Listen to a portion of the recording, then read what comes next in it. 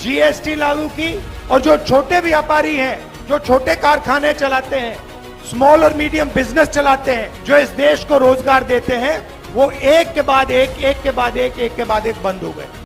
दोस्तों नमस्कार। देश के युवा एक बात नोट कर लें, विश्व गुरु की नीयत रोजगार देने की नहीं है। क्योंकि दोस्तों नया पद निकालने की तो दूर की बात है, केंद्र सरकार खाली पेड़ पौधे पर कुंडली मारकर बैठ जाते हैं। क्योंकि दोस्तों देश के गरीबों का अगर पेड़ पौधे से लगाने से कल्याण हो तो हमारे देश के युवाओं को रोजगार की जगह नौकरी दे दें पेड़ पौधे लगाने की। ये बड़ी अच्छी बात कही आप। और दोस्तों सदन में पेश किए गए केंद्र सरकार के आंकड़ों की माने तो 18 विभाग में 9,64,000 पद खाली हैं। अरे बाप रे, ये तो धोती खोल रहा है। और दोस्तों महत्वपूर्ण विभाग में ही देख लो, रेलवे में 2,93,00,000 और गृह मंत्रालय में 1,43,000 और दोस्तों रक्षा मंत्रालय में 2,64,00,000 जगह पद खाली है। अभी मजा आएगा ना भिड़। क्योंकि दोस्तों कभी कभी तो ऐसा लगता है इन लोग को देशवासियों से उतना ही लेना देना रहता है जितना डाका डालने से पहले डाकुओं को जय मां भवानी से होता है। और दोस्तों केंद्र सरकार के पास इस बात का क्या जवाब है कि 15 प्रमुख विभागों में 30% से अधिक पद खाली है। ये बड़ी अच्छी बात कही आप। क्योंकि दोस्तों झूठी गारंटी का झोला लेकर घूम रहे हैं हमारे प्रधानमंत्री जी और अपने ही कार्यालय में अति महापूर्ण जगह खाली है। ये भगवान क्या जुल्म है। और दोस्तों अस्थायी नौकरी देने का बोझ मानने वाली भाजपा सरकार लगातार संविधान व्यवस्था में बढ़ावा दे रही है। क्योंकि दोस्तों इसी से चलता है इन लोगों का गुजारा, नहीं सड़क किनारे बेच रहे होते लेकर गुब्बारा। और दोस्तों माननीय अखिलेश यादव जी ने 5 किलो टाइट डाला और बीजेपी सरकार को कपड़ों के जैसे धो डाला। जब समाजवादी पार्टी अपना पीढ़ी परिवार बढ़ाने में जुट गई तो इस लड़ाई को कैसे कमजोर किया जाए, कैसे ध्यान हटाया जाए, कैसे डिस्ट्रैक्ट किया जाए, उसका वो रास्ता अपना रहे हैं। लेकिन आपको दूसरा पहलू देखना चाहिए कि भारतीय जनता पार्टी के अपने ही लोग जिन्हें टिकट दी कोई ना कोई बहाना ढूंढ रहे हैं, कोई ना कोई तरीका बता रहे हैं या कोशिश कर रहे हैं कि उन्हें टिकट ना मिल जाए। तो इससे ज्यादा कमजोर भारतीय जनता पार्टी कब रही होगी जब उनके ही लोग पार्टी या टिकट को छोड़ करके जा रहे हों।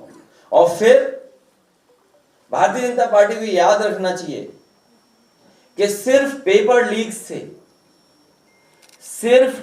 लीक से ही भाजपा के लगभग 2.25 लाख वोट लीक हो चुके हैं। इसकी भरपाई कहां से होगी? कितने वोट लीक कर गए उनके? 2.25 लाख।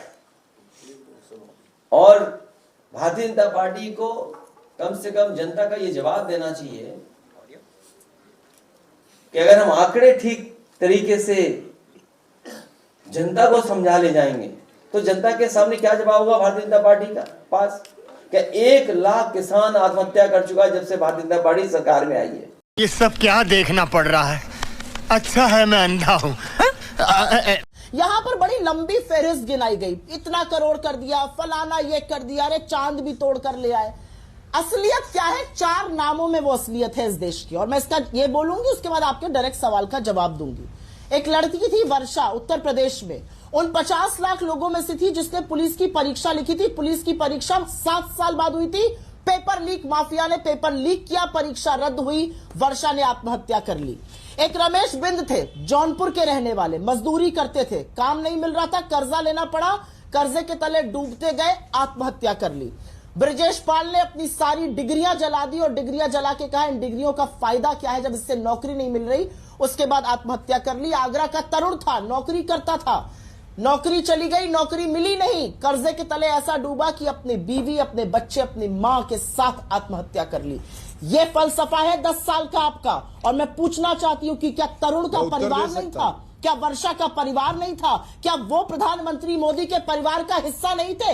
ये सवाल पूछने जरूरी है। ये सवाल पूछने इसलिए जरूरी है क्योंकि जब आदमखोरों की एक भीड़ 2 औरतों को नंगा करके मणिपुर में घुमाती है तो इस देश का प्रधानमंत्री होने के नाते वो इस देश के परिवार के मुखिया है।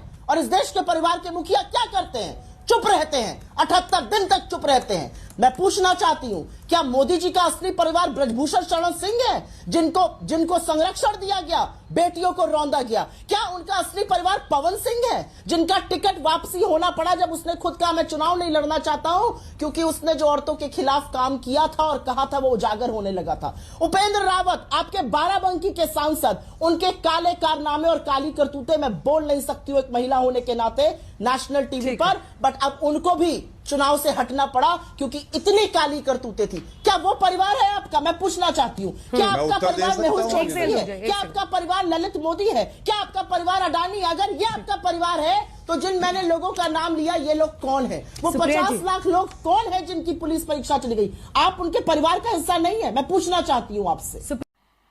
मजा नहीं आ रहा है।